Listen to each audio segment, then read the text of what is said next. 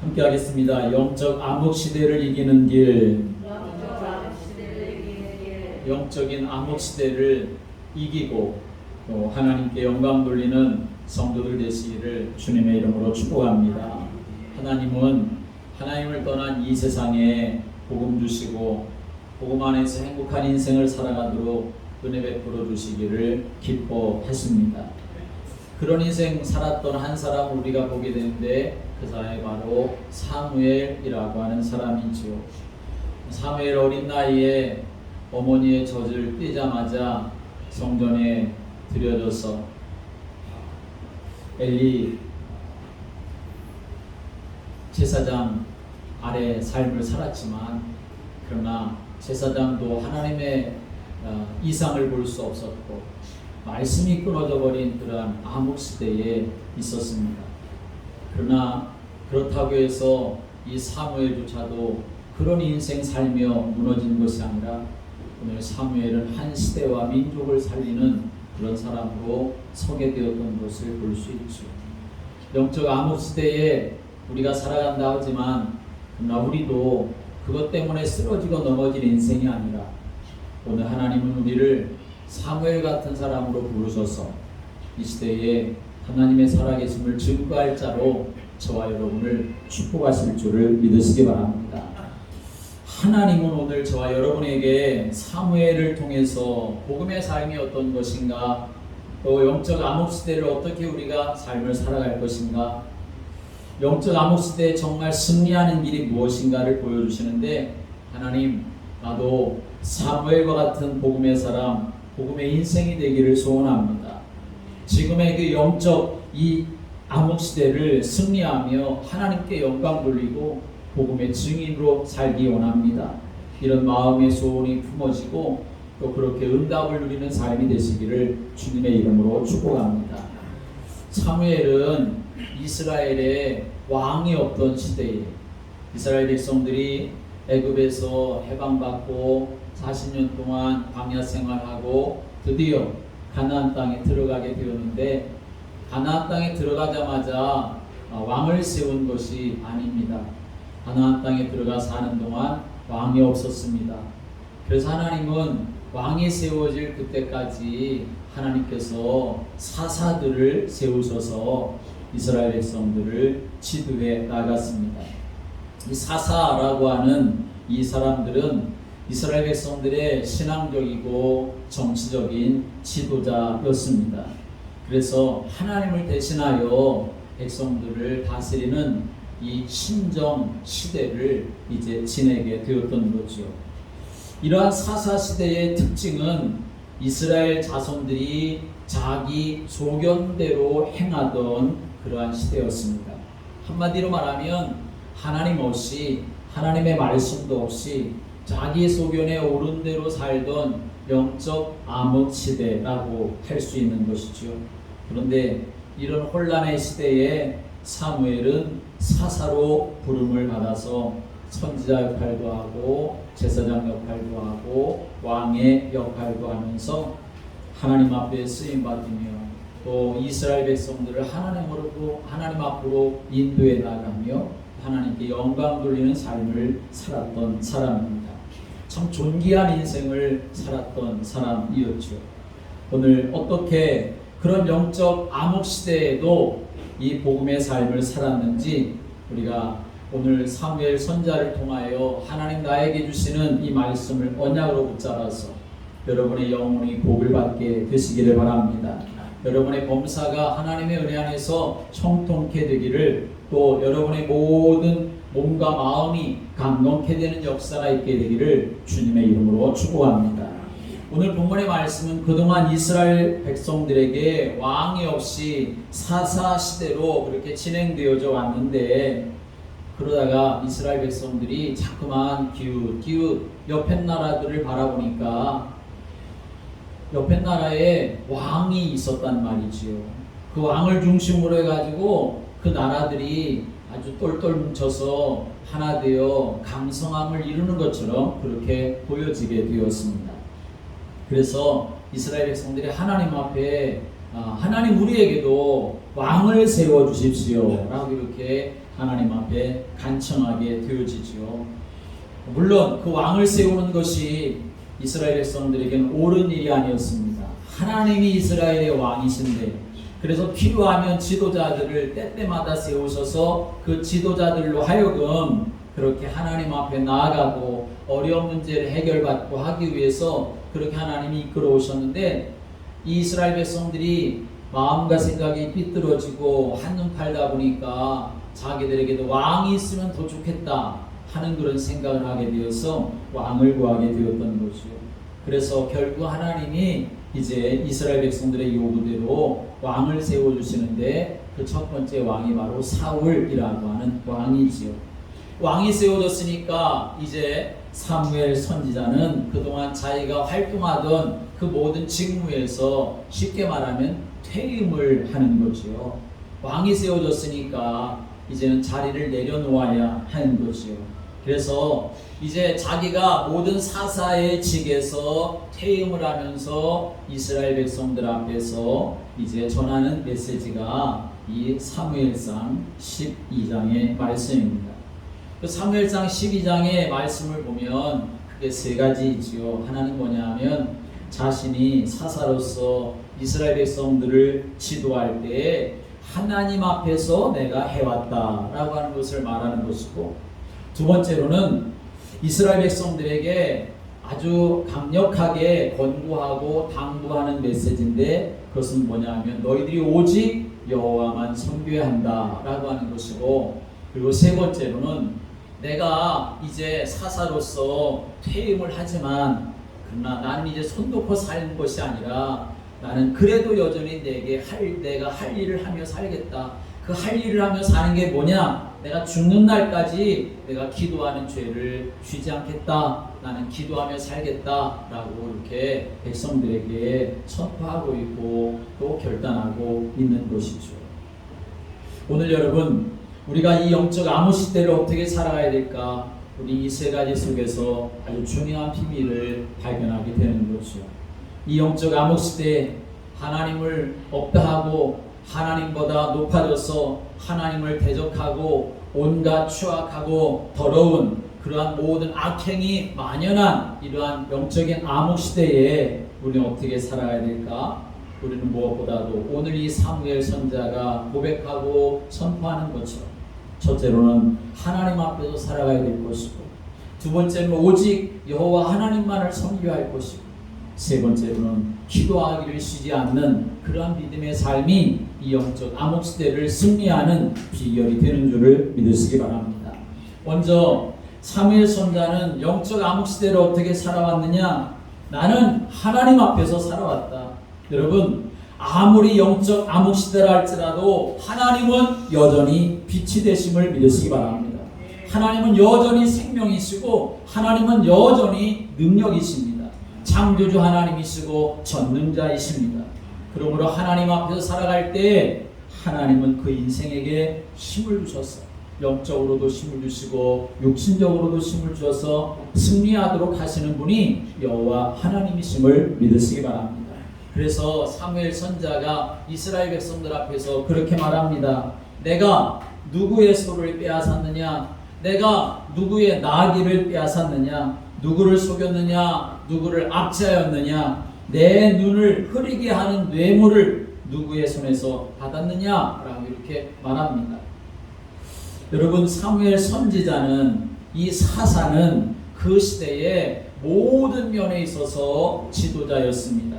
정치적으로나 종교적으로나 모든 것의 지도자입니다. 그러니 사무엘이 마음만 먹으면 자기 마음대로 무엇이든지 다 할 수 있는 것이 그 시대에 가지고 있었던 힘이었던 것입니다. 그래서 얼마든지 사사라고 하는 이름으로다가 백성들의 것을 빼앗아 가지고 자기 마음대로 하고 자기의 부귀영화를 누릴 수 있는 그런 사람이었지만, 그러나 그는 완벽할 정도로 정직하고 깨끗한 인생을 살았던 사람입니다. 그리고 백성들도 그것을 인정했습니다. 사무엘 선지자가 그렇게 물어보니까 이 백성들이 대답하기를 당신이 우리를 속이지 아니하였고 당신이 우리를 압제하지도 아니하였고 당신이 누구의 손에서든지 아무것도 빼앗은 일이 없습니다 라고 이렇게 대답할 정도로 백성들도 사무엘 선자를 그렇게 다 인정해 주었다는 거죠. 그런데 정말 중요한 것은 사무엘이 이렇게 깨끗한 인생을 살았고 정직한 인생을 살았고 백성들에게 인정받는 인생 산 것도 중요하지만 어떻게 해서 그런 인생을 살아왔느냐 하는 것이 정말 중요한 것입니다. 어떻게 해서 사무엘 선자는 그런 인생을 살았느냐? 오늘 3절에 보면 이렇게 말씀합니다. 3절 함께 읽어볼까요? 사무엘상 12장 3절 말씀입니다. 함께 읽겠습니다. 내가 여기 있나니 여호와 앞과 그의 기름 부음을 받은 자 앞에서 내게 대하여 증언하라. 내가 누구의 소를 빼앗았느냐? 누구의 나귀를 빼앗았느냐? 누구를 속였느냐? 누구를 압제하였느냐? 내 눈을 흐리게 하는 뇌물을 누구의 손에서 받았느냐? 그리하였으면 내가 그것을 너희에게 갚으리라 하니. 오늘 이 사무엘 선자가 그렇게 정직하고 아름답고 그리고 바른 그런 인생을 하나님 앞과 사람 앞에서 살 수 있었던 중요한 이유를 여기서 말합니다. 뭐라고 말하냐면 내가 여기 있나니 라고 하는 말과 함께 여호와 앞과 그의 기름 부음을 받은 자 앞에서 라고 말하고 있는 것을 우리가 봅니다. 이 말은 지금 이스라엘 백성들 앞에서 사무엘 선자가 서 있는 이런 공간적인 개념을 말하는 것이 아닙니다. 내가 여기 있다 라고 하는 이 말은 지금 우리가 이렇게 모여있는 자리 앞에 자기가 서 있는 것 같은 그런 공간적인 개념을 말하는 것이 아니라 자신이 하나님 앞에 서 있다라고 한 의식을 항상 갖고 사는 마음의 자세, 그것을 말하는 것입니다.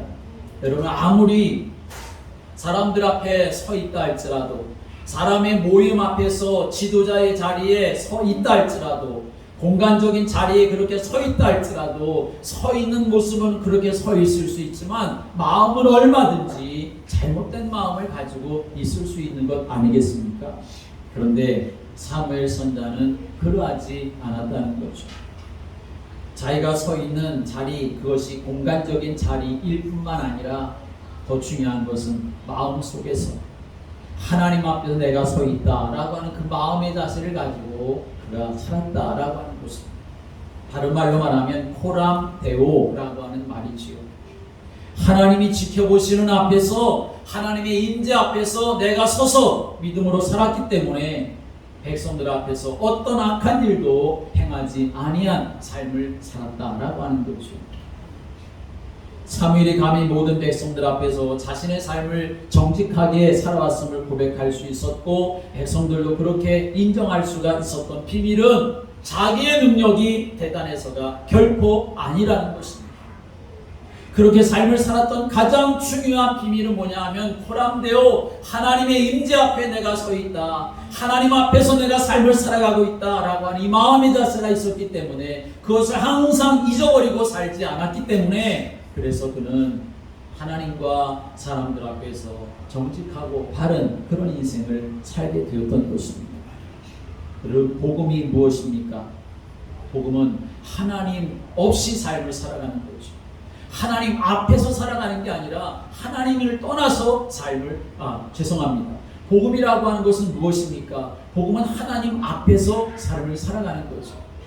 하나님 없이 하나님을 떠나 있는 모든 인생들, 이 세상이 그런 인생이지만 복음은 무엇입니까? 우리를 하나님 앞에 서게 하는 것입니다. 하나님 앞에서 살아가게 하는 것입니다. 죄와 사탄과 지옥의 그 권세 아래에서 그것에 영향을 받으며 삶을 살아가는 우리 인생들에게 그 모든 죄와 사탄과 지옥의 모든 배경을, 그 모든 일들을 다 멸해버리고 하나님 앞에 나아가서 하나님 앞에 설 수 있도록 문을 열어주고 그런 축복을 누리게 해준 것, 코람데오 하게 해준 것, 그것이 바로 하나님 우리에게 주신 복음인 것입니다. 그래서 복음은 능력입니다. 아무도 하나님 앞에 설 수가 없습니다.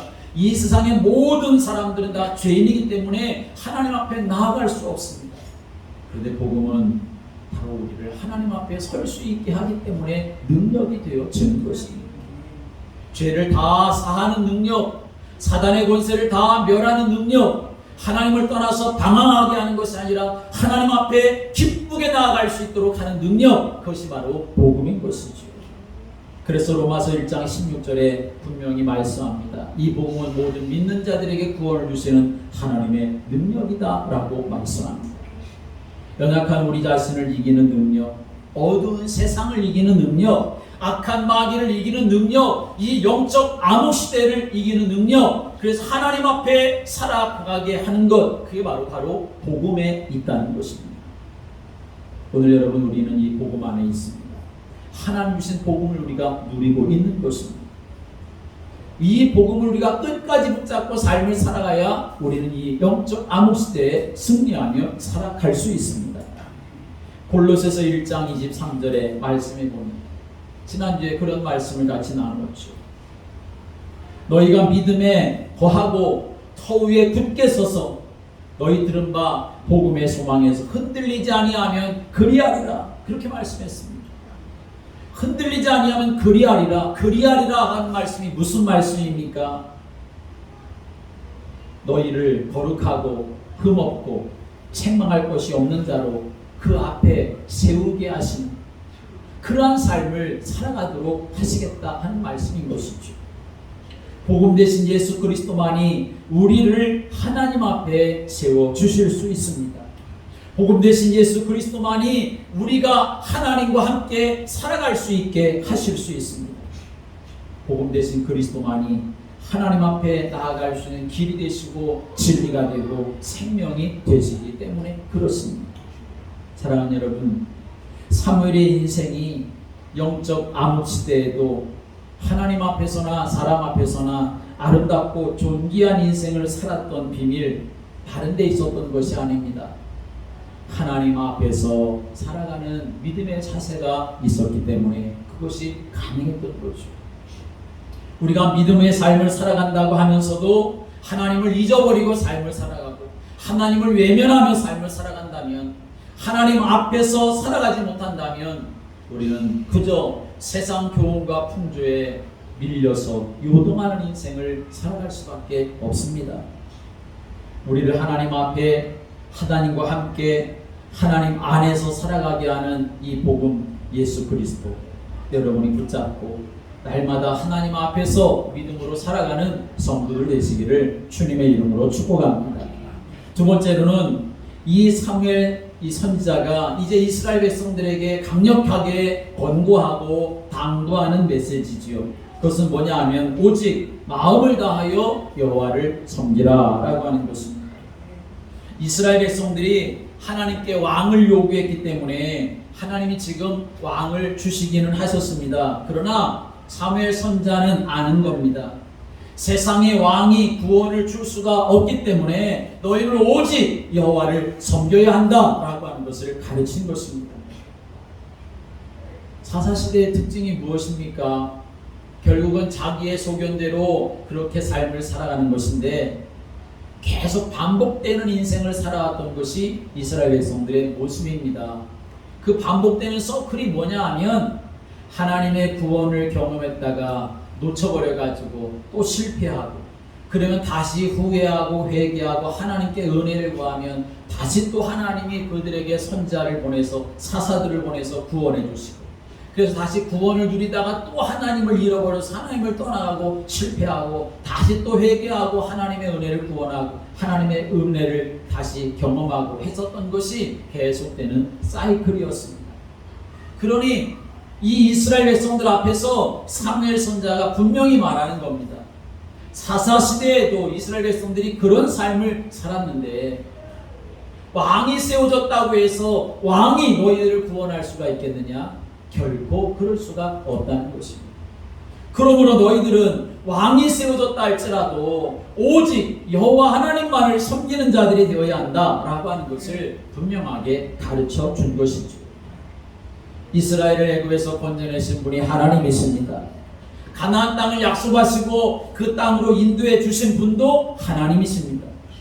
그들을 블레셋과 모압과 암몬의 손에서 구원하신 분이 하나님이시고, 여호와 하나님이 이스라엘의 하나님이 되셔서 때를 따라 필요를 채워주셨던 분이, 모든 대적들을 다 멸하셨던 분이 여호와 하나님이십니다. 여러분, 여러분을 구원하신 분도 하나님이십니다. 여러분을 인도하시고 여러분을 지키시고 결국은 영원한 천국으로 인도하실 분도 하나님이십니다. 하나님은 여러분의 왕이 되시고 여러분의 인도자가 되시고 여러분의 구원자가 되십니다. 세상의 어떤 것도, 세상의 명예도, 세상의 돈도, 세상의 권력도 여러분의 왕이 될 수 없고, 여러분의 인도자가 될 수 없고, 여러분의 보호자가 될 수가 없습니다. 하나님을 대신할 만한 것은 세상에 아무것도 없다는 거죠. 그렇기 때문에 우리가 오직 여호와 하나님만을 섬기며 믿음의 길을 걸어가는 성도가 되어야 한다는 것입니다. 함께 하겠습니다. 하나님을 대신할 만한 것은 아무것도 없습니다. 하나님을 대신할 만한 것은 세상에 아무것도 없습니다.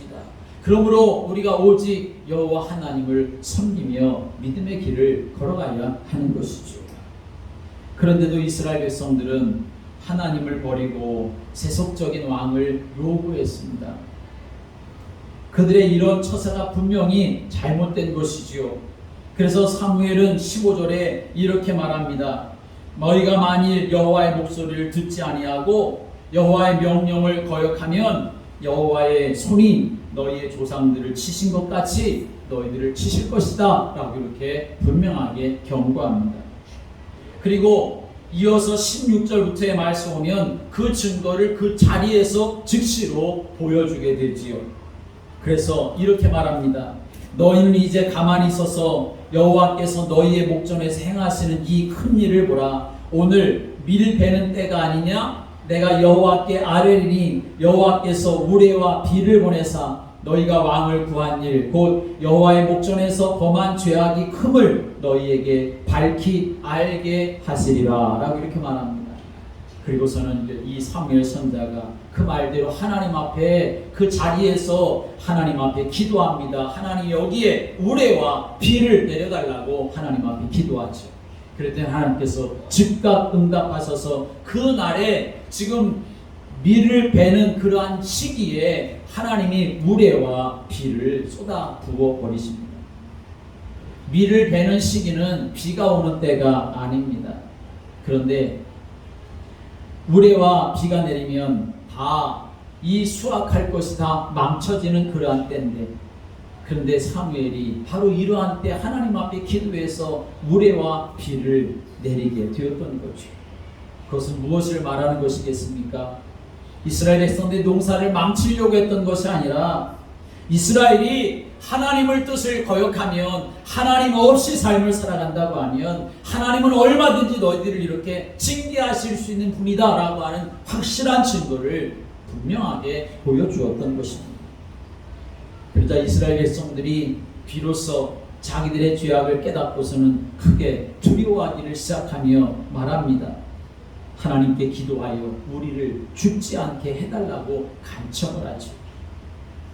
그러자 사무엘이 이렇게 말했습니다. 사무엘의 백성에게 이르되 두려워하지 말라. 너희가 과연 이 모든 악을 행하였으나, 그렇지요, 하나님을 왕으로 삼고 삶을 살아가야 되는데, 그런데 사람의 왕을 그렇게 세워달라고 하나님 앞에 요구했었던 것 그 자체가 악한 것이었는데, 그러나 여호와를 따르는 데서 돌아서지 말고 오직 너희의 마음을 다하여 여호와를 섬기라. 돌아서서 유익하기도 못하며 구원하지도 못하는 헛된 것을 따르지 말라. 그들은 다 헛되다 라고 이렇게 말합니다. 여러분, 우리가 이 땅의 삶을 살아가는 동안 사람들이 헛된 일 가운데 빠져 살아가는 모습들이 너무나 많이 있습니다. 여호와 하나님을 전심으로 섬기지 못하며 여호와 하나님만을 바라보지 못하는 모든 것들은 아무리 대단한 것이라 할지라도 결국은 다 헛된 일이다 라고 하는 사실을 사무엘 선자는 분명히 알려주고 있는 것이지요. 그러면서 오직 그를 경외하며 너희의 마음을 다하여 진실히 그 말을 섬기라 라고 강조하고 있습니다. 그렇습니다. 이스라엘을 지키고 보호하시는 분은 하나님이십니다. 그러므로 이스라엘 백성들이 결국에는 순종해야 할 대상은 세상의 왕이 아니라는 것입니다. 마음을 다하고 진실히 섬겨야 할 분은 오직 한 분, 여호와 하나님 한 분밖에 없다는 것입니다. 여러분, 여러분의 마음에 이 마음이 담아지게 되기를 주님의 이름으로 축복합니다. 내가 바라봐야 될 분, 내가 의지해야 될 분, 내가 따라가야 될 분, 나에게는 오직 한 분, 예수 그리스도 전능하신 하나님 한 분밖에 없음을 내 마음에 담고 그 안에서 삶을 살아가게 되기를 주님의 이름으로 축복합니다.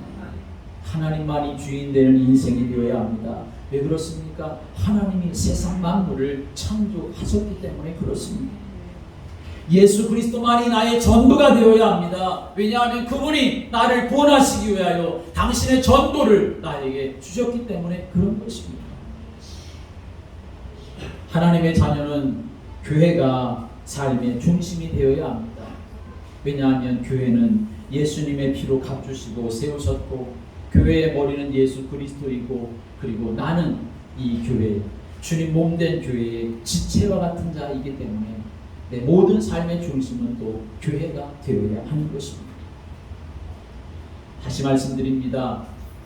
여호와 하나님은 저와 여러분들의 왕이 되십니다. 주인이 되십니다. 통치자가 되시고 인도자가 되십니다. 우리는 우리 자신의 힘과 노력으로 이 땅을 살아가는 것 같지만 결코 그렇지가 않다는 것입니다. 하나님께서 저와 여러분들의 필요를 채워주시고 하나님의 손길이 우리를 지켜주시고 하나님의 눈이 여러분들을 바라보고 계시고 하나님의 귀가 여러분들의 기도를 들어주시고 하나님의 얼굴이 여러분들을 향하고 계시다는 사실을 아셔야 합니다. 그래서 나는 이 사실을 인정하고 오늘 우리가 어떤 믿음으로 삶을 살아갈 것이냐, 오직 나는 여호와 하나님만을 섬기겠다고 하는 그런 믿음의 결단 갖고 삶을 살아가시게 되기를 주님의 이름으로 축복합니다.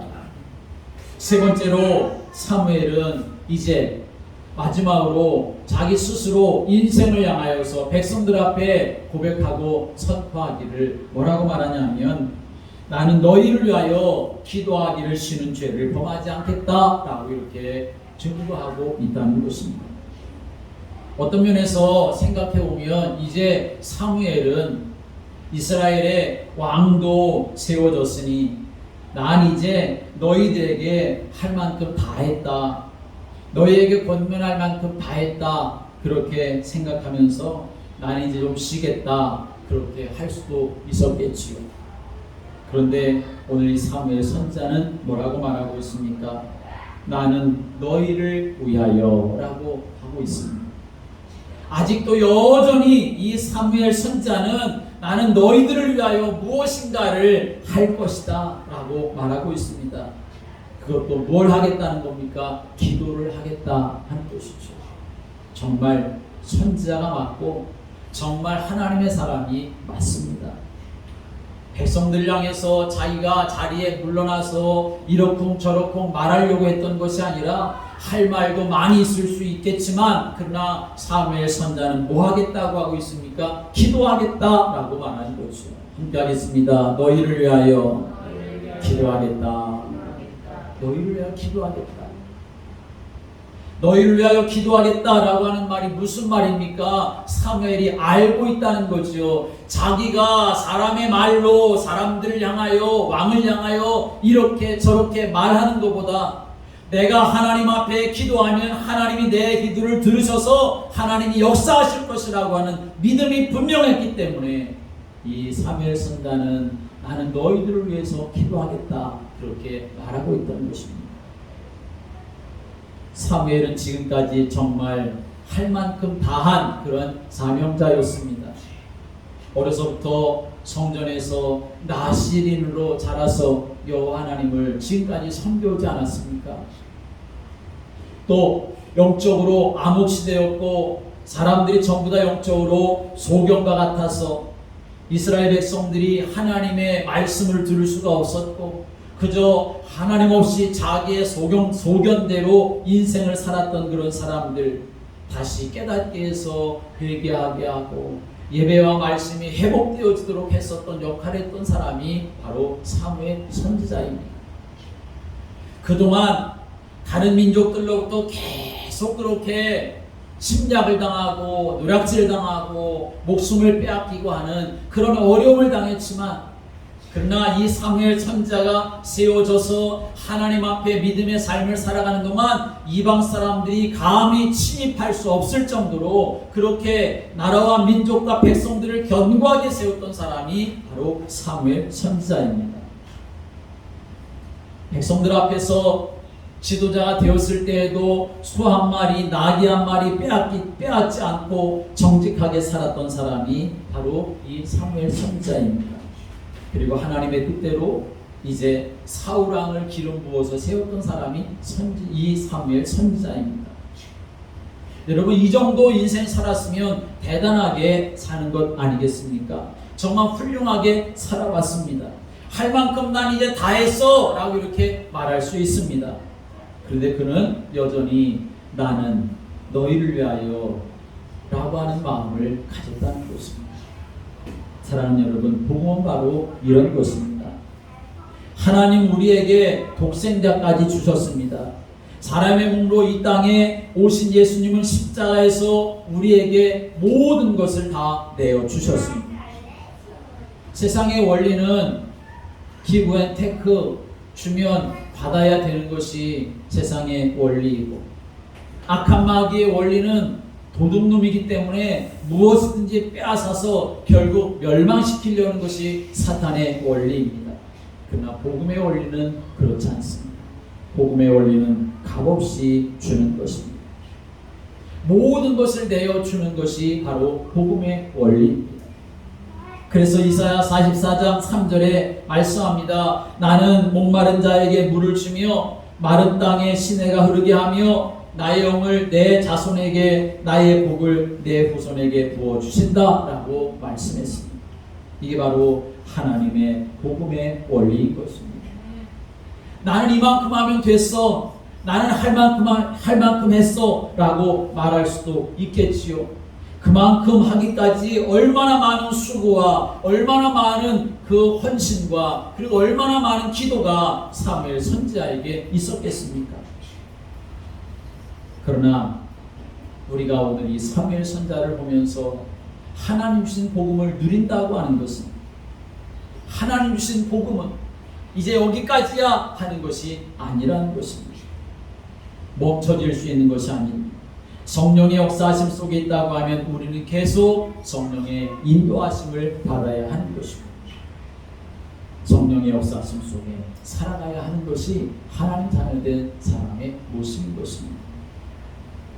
여러분의 사랑과 용서, 여러분의 섬김과 봉사, 또 여러분의 전도와 선교, 그것은 결코 멈출 수 없습니다. 우리는 성령의 인도하심 속에서 계속 하나님 나라에 가기까지 인도함을 받아, 오늘 사무엘 선지자가 이스라엘 백성들을 위하여 나는 너희를 위하여 라고 하는 이 마음을 가졌던 것처럼, 나는 주님을 위하여, 나는 주님의 나라를 위하여, 나는 복음을 위하여 라고 하는 이 마음을 가지고 일평생 살아가실 수 있게 되기를 주님의 이름으로 축복합니다. 주목해야 할 말씀은, 나는 너희를 위하여 무엇한다고 했습니까? 너희를 위하여 기도하는데 기도하기를 쉬는 죄를 여호와 앞에 결단코 범하지 아니하고 선하고 의로운 길을 너희에게 가르칠 것이다 라고 말하고 있습니다. 사무엘은 기도하기를 쉬는 죄를 결단코 범하지 않겠다 라고 말합니다. 근데 여기서 우리가 사무엘이 기도하기를 쉬는 죄라고 표현하고 있는 것을 잘 볼 필요가 있습니다. 사무엘은 왜 기도하는 것, 쉬는 것을 죄라고 말했을까? 기도는 해도 되고 안 해도 되는 것이 결코 아니라는 것입니다. 기도하는 것을 쉰다고 누가 붙잡아서 감옥에 보내겠습니까? 기도하는 것을 쉰다고 누가 비난하겠습니까? 기도하는 것을 쉰다고 도덕적으로 문제가 생기는 일이겠습니까? 결코 그렇지 않습니다. 그런데 사무엘 생각은 기도하는 걸 쉬는 것은 죄라고 분명하게 알고 있었다는 거죠. 우리도 알아야 합니다. 기도하기를 쉬는 것은 죄다. 아니 사무엘 선자는 왜 기도하는 것을 쉬는 것을 죄라고 그렇게 말했을까요? 거기에는 중요한 이유가 있는 것을 우리가 알아야 합니다. 여러분, 기도라고 하는 것은 무엇을 말하는 것입니까? 기도는 누구한테 해요? 우상한테 하는 게 아니잖아요. 기도는 사람한테 하는 게 아니잖아요. 기도하는 누구한테 해요? 하나님에게 드리는 거잖아요. 다시 말하면 내가 기도한다 라고 하는 것은 무엇을 말하느냐? 내가 하나님 앞에서 삶을 살아간다 라고 하는 것을 말하는 거예요. 그런데 기도하기를 쉰다고 하는 것은 그래서 결국은 하나님 없이 삶을 살아가는 모습이 되는 것이기 때문에 기도하기를 쉬는 것은 죄다라고 사무엘 선자는 알고 있었던 것이죠. 오늘 우리도 알아야 합니다. 기도하기를 쉬는 것은 죄구나. 기도하기를 쉬는 것은 하나님 없이 내가 살아간다고 하는 증거가 되는 것이기 때문에 그것은 결코 있을 수가 없는 일인 것이죠. 뿐만 아니라 기도하기를 쉬는 것이 죄라고 여겼던 이유는 기도를 자기 인생의 사명으로 삼고 살았기 때문에 기도하기를 쉬는 것은 죄라고 여겼던 것입니다. 여러분, 사명이 무엇입니까? 사명은 내가 목숨 걸고 지켜야 되는 것, 그게 바로 사명이죠. 해도 되고 안 해도 되는 것이라면 그것은 사명이라고 말할 수가 없는 것입니다. 나라를 다스리는 일은 이제 새로 왕이 된 사울에게 넘겼지만 그러나 여전히 나에게는 내가 죽을 때까지 지켜야 되고 죽을 때까지 붙잡고 있어야 되는 것, 그것이 뭐냐? 바로 그것은 기도라고 하는 것을 사무엘 선자가 알았던 것입니다. 예수님이 이 땅에 오셔서 우리 인생을 죄와 죽음에서 구원하시고 대속의 사역을 다